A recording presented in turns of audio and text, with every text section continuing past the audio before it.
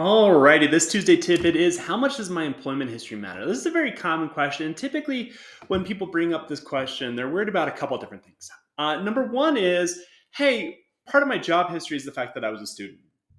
From a lot of people's perspectives, that's not really a job, but lenders absolutely consider that part of your job history. So we do have to get a 2-year work history or 2-year job history as part of your application. If prior to working your current job, you were a full time student, we're good. That is part of your job history from a lender's perspective. Even if you weren't earning a wage from it, it's part of the job history from our perspective. So we're good there. The next thing people are concerned about is, well, I switched employers. I switched jobs. Not a big deal. If it's a full-time salaried or a full-time hourly position, I can use 100% of that income immediately. If it's variable pay, so the hours vary or your income is based on bonuses or commission, talk to us because we're going to have to get a little bit more information to find out how much, if at all, it's of a problem it's going to be. Uh, Third thing people would sometimes worry about is they had numerous job gaps. So job gap from a lender's perspective is anything more than a 30-day history of not having a job. A single job gap in the last couple of years is not a big deal.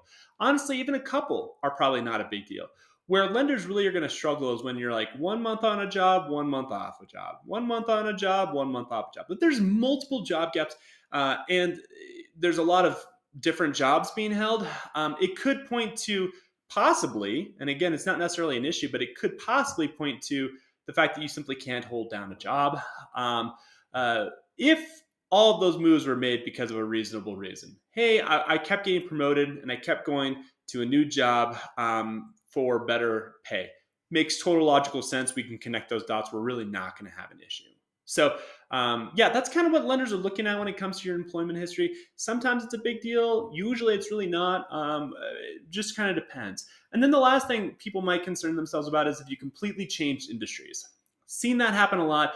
Saw that especially happen after the pandemic. People kind of had this new take on life and said, hey, I need to switch careers. That's not a big deal either. You could go from being a chef at a restaurant to an engineer. What we have to show with that new position is that you're qualified to do so. Okay. So we have to show that certificate or your degree or whatever that shows that you're able to do the job you're currently doing. If I'm a mortgage sales manager and then I go to being a chef at a restaurant, they're going to be like, hey, how do we know you're qualified to, make tarts? Like, okay, great. Here's my proof that I went to culinary school. Now it makes total sense, and a lender and an underwriter is going to be perfectly fine with it. So I hope that helps. Hope that makes sense. If you know of anybody that might benefit from these, feel free to forward it on to them. And then your referrals, they're so deeply appreciated. It's the lifeblood of our business. We live to serve.